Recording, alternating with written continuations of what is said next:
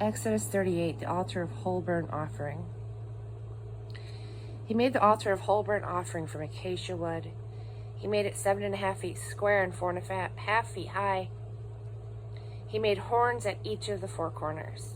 The horns were made of one piece of the altar and covered with a veneer of bronze. He made from bronze all of the utensils for the altar: the buckets for removing the ashes, shovels, basins, forks, and fire pans. He made a grate of bronze mesh under the ledge halfway up the altar. He cast 4 rings each of the 4 corners of the bronze grating to hold the poles. He made the poles of acacia wood and covered them with a veneer of bronze. He inserted the poles for the rings on the 2 sides of the altar for carrying it. The altar was made out of boards. It was hollow. The wash basin. He made the bronze wash basin and its bronze stand from the mirrors of the women's work group who were assigned to serve at the entrance to the tent of meeting, the courtyard. And he made the courtyard. On the south side, the hangings for the courtyard, woven from twisted fine linen, were 150 feet long, with their 20 posts and 20 bronze bases and fastening hooks and bands of silver.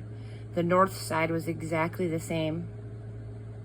The west end of the courtyard had 75 feet of hangings with 10 posts and bases and fastening hooks and bands of silver.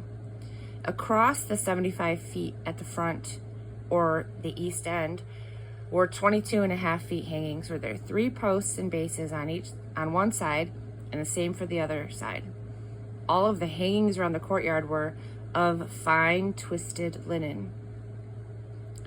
The bases for the posts were bronze, and the fastening hooks and the bands on the posts were of silver. The posts of the courtyard were both capped and banded with silver. The screen at the door of the courtyard was embroidered in blue, purple, and scarlet fabric with fine twisted linen. It was 30 feet long and 7.5 feet high, matching the hangings of the courtyard. There were 4 posts with bases of bronze and fastening hooks of silver. They were capped and banded in silver. All of the pegs for the dwelling in the courtyard were made of bronze.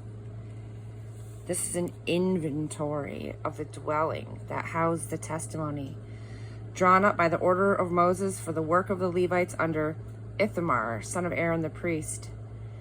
Bezalel, the son of Uri, son of Hur, of the tribe of Judah, made everything that God had commanded Moses.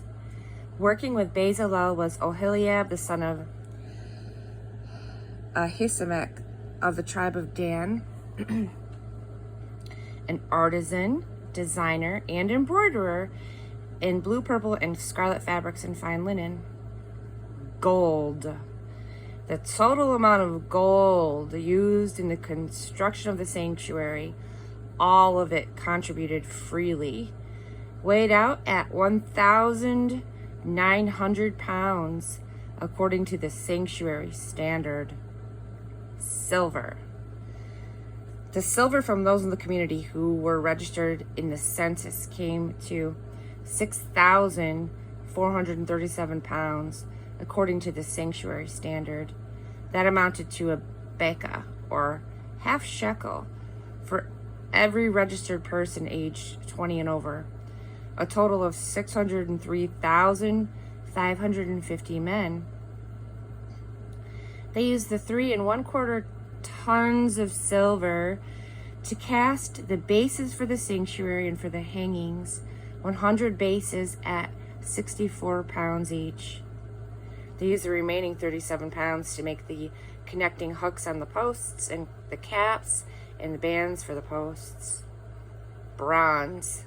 The bronze that was brought in weighed 4,522 pounds.